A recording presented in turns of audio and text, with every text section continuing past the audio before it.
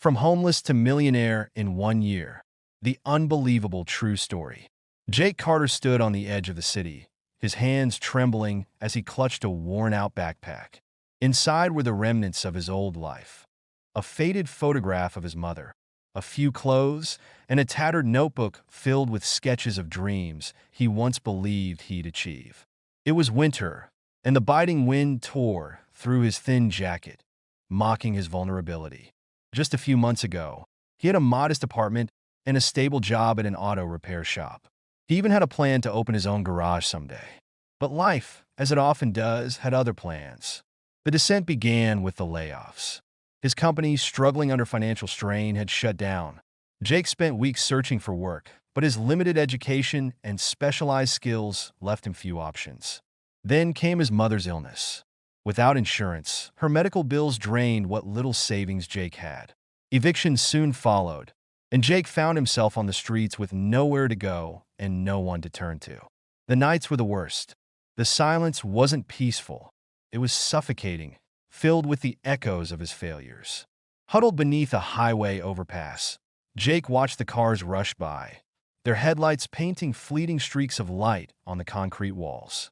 He envied the people inside those cars, imagining lives of comfort and purpose.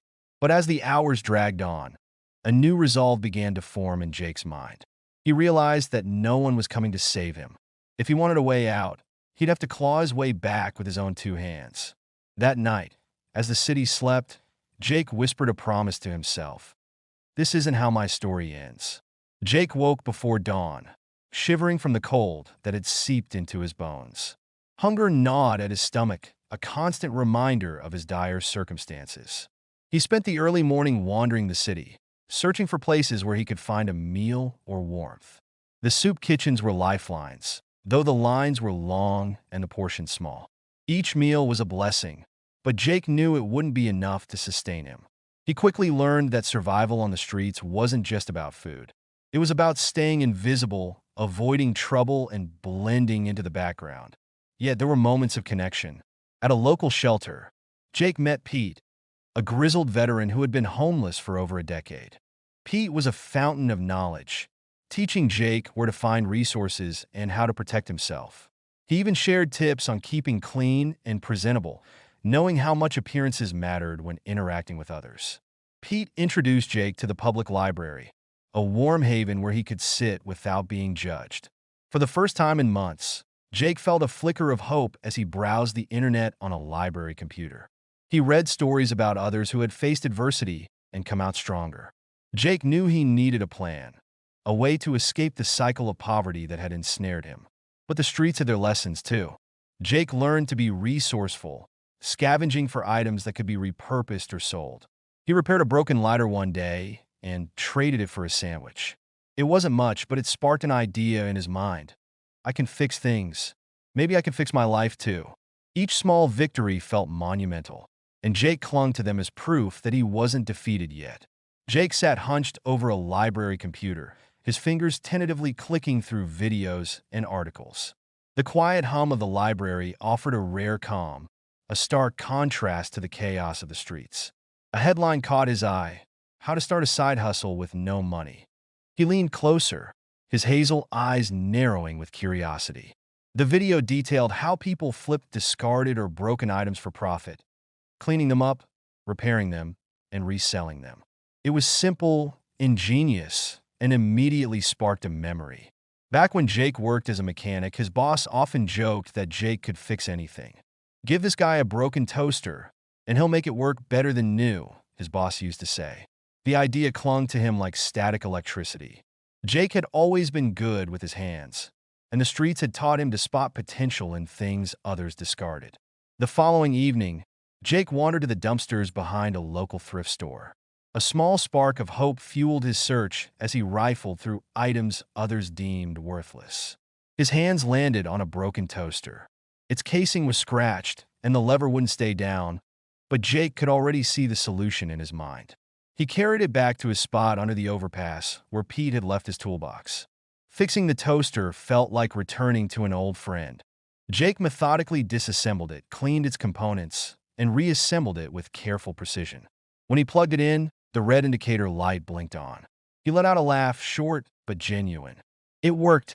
The next morning, Jake sold the toaster to a pawn shop for $10. It wasn't much, but it was proof of concept. For the first time in months, Jake felt a flicker of control over his circumstances. That small success was more than just income. It was the foundation of a plan. Word spread quickly, though Jake hadn't intended it. A stranger at the pawn shop overheard Jake mention the toaster repair and approached him with a proposition. "I've got an old coffee maker that's been giving me trouble. Think you can fix it?" the man asked. Jake hesitated. A coffee maker was more complicated than a toaster, but he couldn't afford to turn down an opportunity. That night, Jake tinkered under the faint light of the overpass. The coffee maker's intricate wiring and rusted parts tested his patience, but his hands moved with purpose. Hours passed as he worked through trial and error, muttering under his breath whenever something went wrong. Pete passed by and gave Jake an encouraging nod. "You'll get it," he said simply before shuffling off. By dawn, the coffee maker was working like new. Jake wiped his forehead and stared at the machine with a mix of pride and disbelief.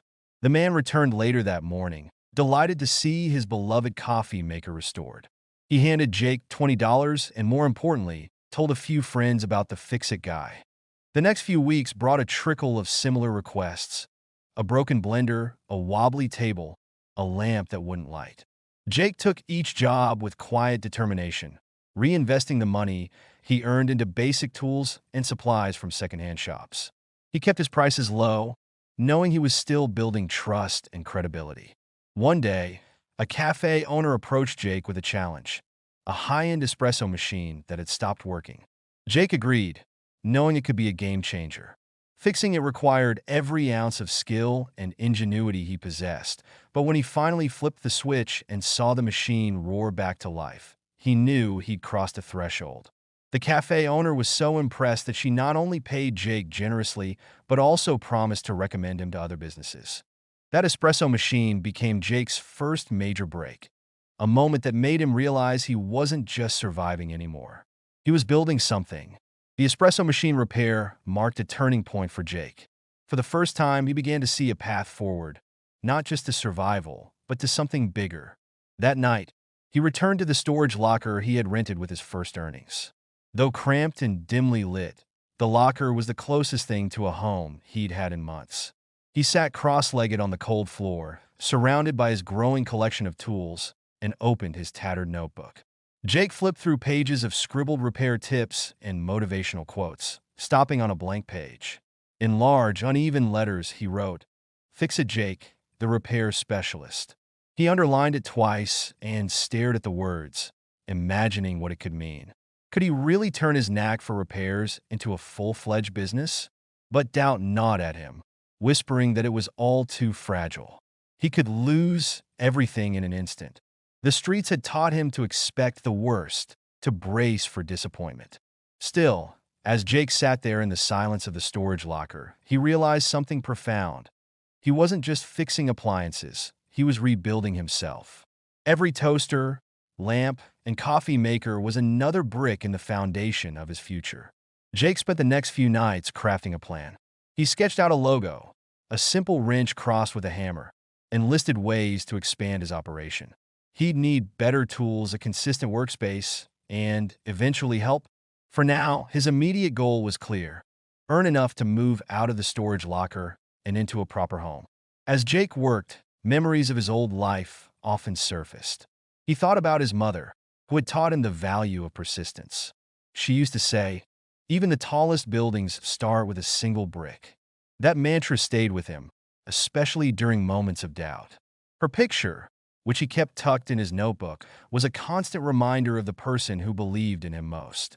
Despite his growing confidence, Jake wrestled with guilt over his past failures.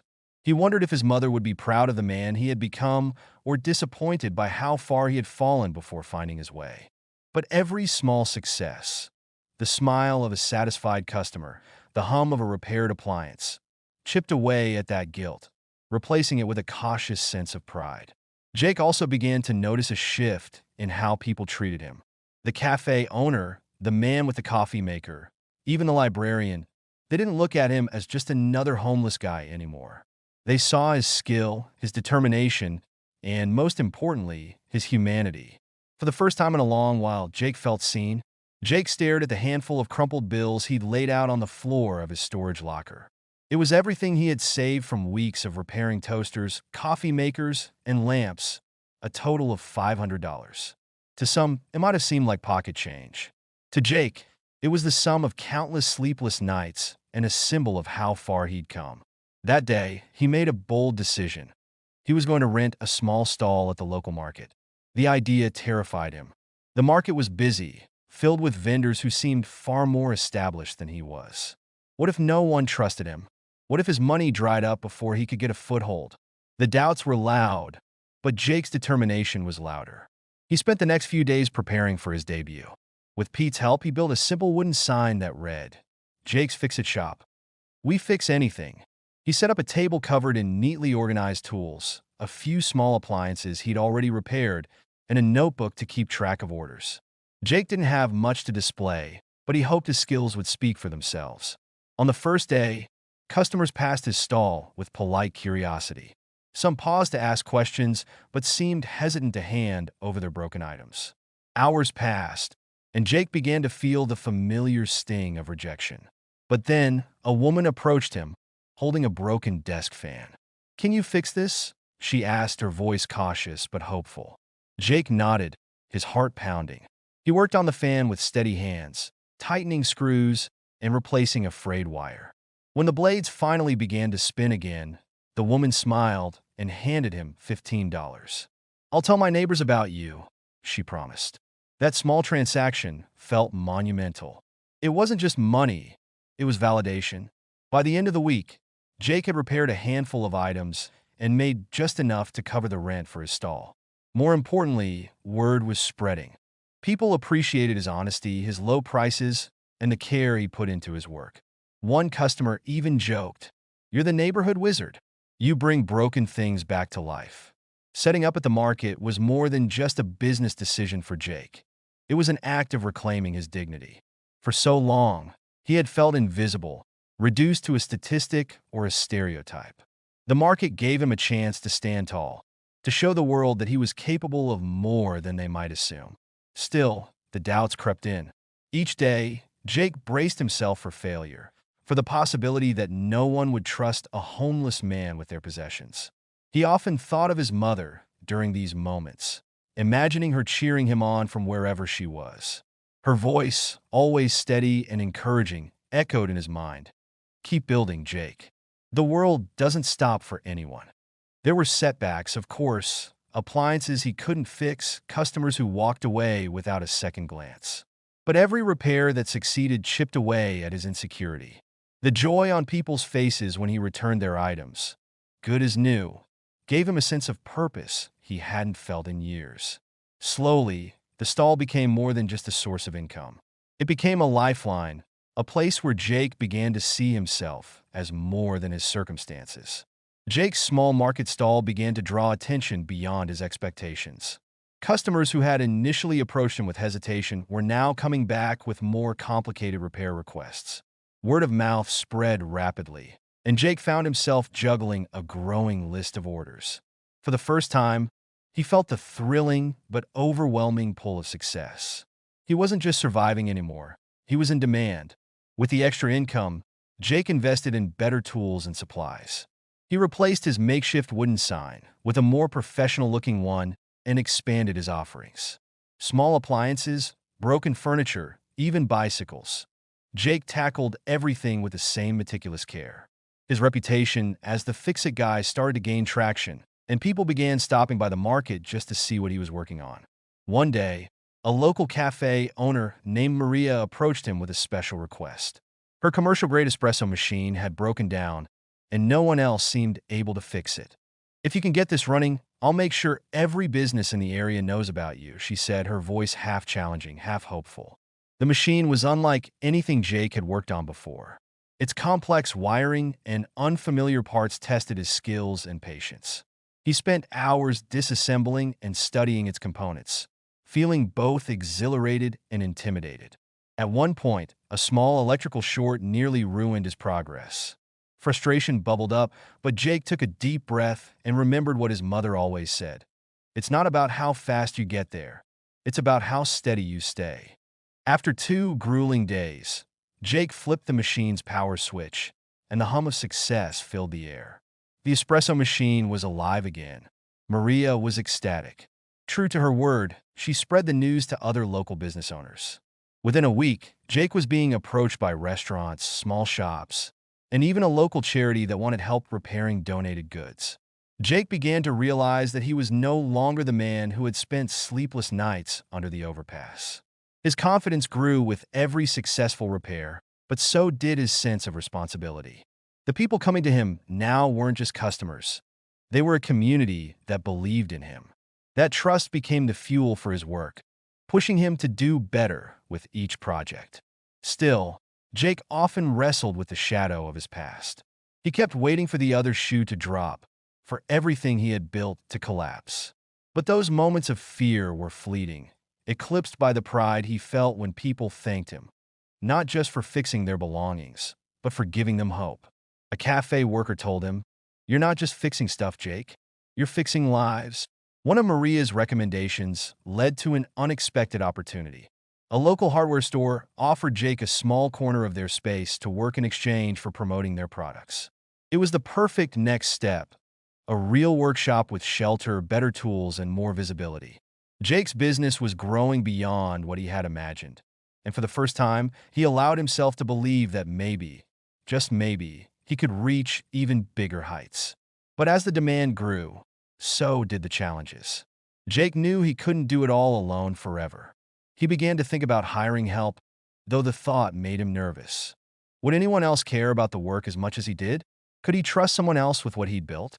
The idea of scaling up his business was both exciting and terrifying. Jake resolved to take it one step at a time, just as he always had. For now, he focused on the work in front of him, each repair a testament to his journey, each satisfied customer a reminder of how far he'd come. Jake's repair business was now a staple in the community.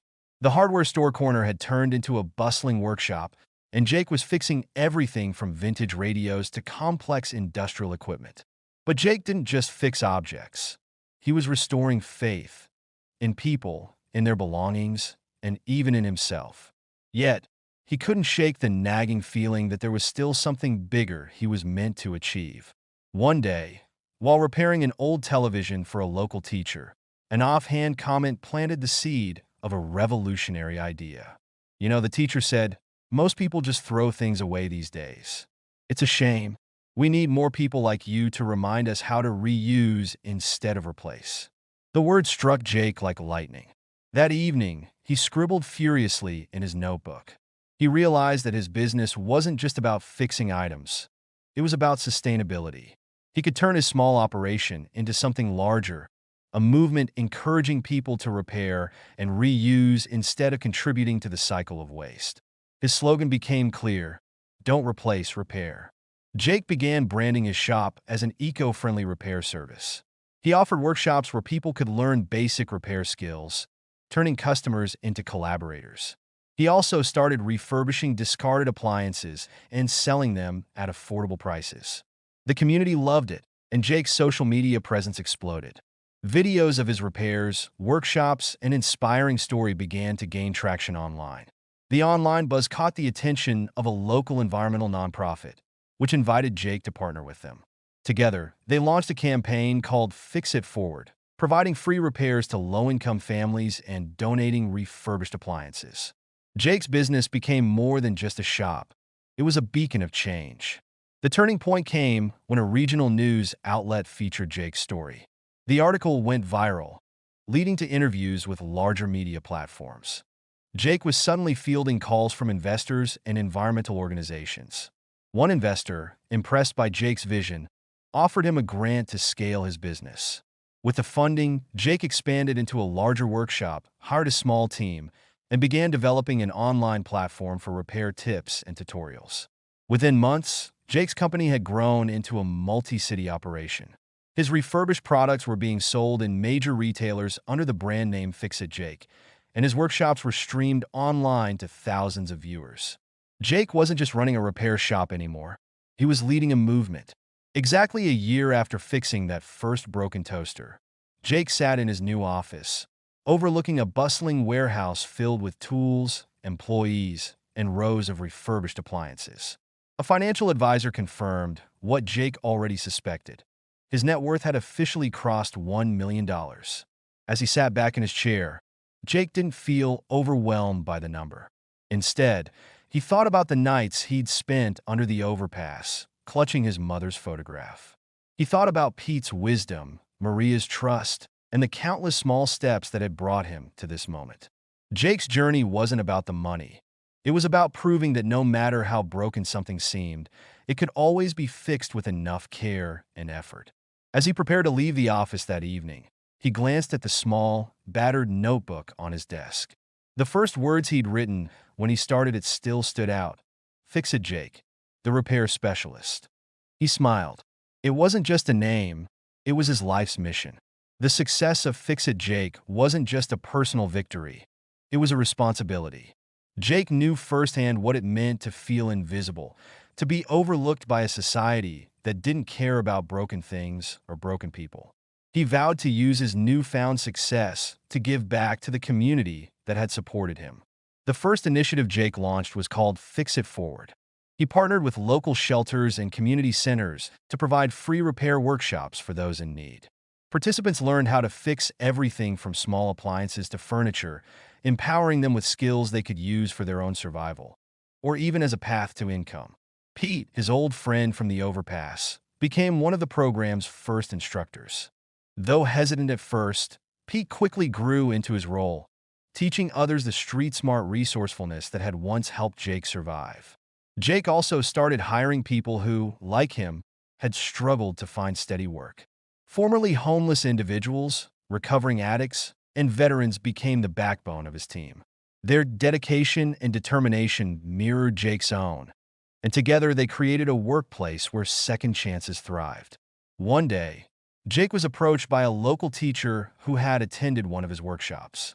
She explained how she used his repair tips to help her students learn STEM skills, repairing old laptops and donating them to underprivileged families.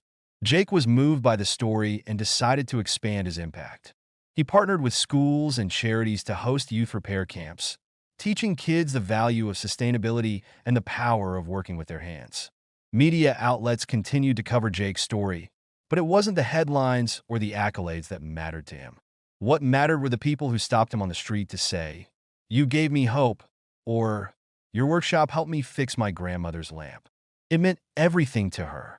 Jake's story resonated because it was about more than just fixing things. It was about fixing lives. He began speaking at community events and business forums, sharing his journey and encouraging others to embrace the power of persistence and kindness. In one speech, he said, "I thought I was done for when I hit rock bottom, but being broken doesn't mean being worthless. It just means you're waiting to be repaired. Every crack, every scar, it's all part of the story. And when you're put back together, you're stronger than ever." His words became a mantra for those struggling to overcome their own hardships. People from across the country wrote to Jake, sharing their stories of resilience and thanking him for inspiring them to keep going. As Fix It Jake grew, Jake set his sights on a new goal: a national repair network. He dreamed of creating a chain of repair hubs in every major city, each one offering affordable services and repair education. With the help of his team, he began to design a franchise model that would allow others to replicate his business while maintaining its core values of community and sustainability. Despite his growing wealth, Jake remained grounded. He still kept the old notebook where he had written his first plans, its pages now filled with ideas for the future. Whenever he doubted himself, he looked back at those early entries and reminded himself of how far he had come. Jake's greatest pride wasn't in the money he had earned or the fame he had gained. It was in the lives he had touched. The cafe owner who started a sustainable business after learning from him. The single mother who repaired her kids' toys instead of buying new ones. The homeless man who found a purpose working at Jake's shop. These were the stories that defined his success. One evening, as Jake closed up his bustling workshop, Pete approached him, now a trusted partner and friend. "You've come a long way, kid," Pete said, clapping him on the shoulder. Jake smiled, his eyes filled with gratitude. "I didn't do it alone," he replied. "And I'm not done yet." The two men stood in the glow of the workshop lights, surrounded by tools, repaired items, and the hum of possibility. Jake wasn't just fixing things anymore. He was building a legacy. Jake Carter stood in the middle of his expansive new workshop, the hum of activity surrounding him. Rows of refurbished appliances sparkled under bright lights. Employees worked at their stations repairing goods, and laughter echoed from a group attending a workshop on basic repairs. It had been exactly 1 year since Jake had repaired that first broken toaster.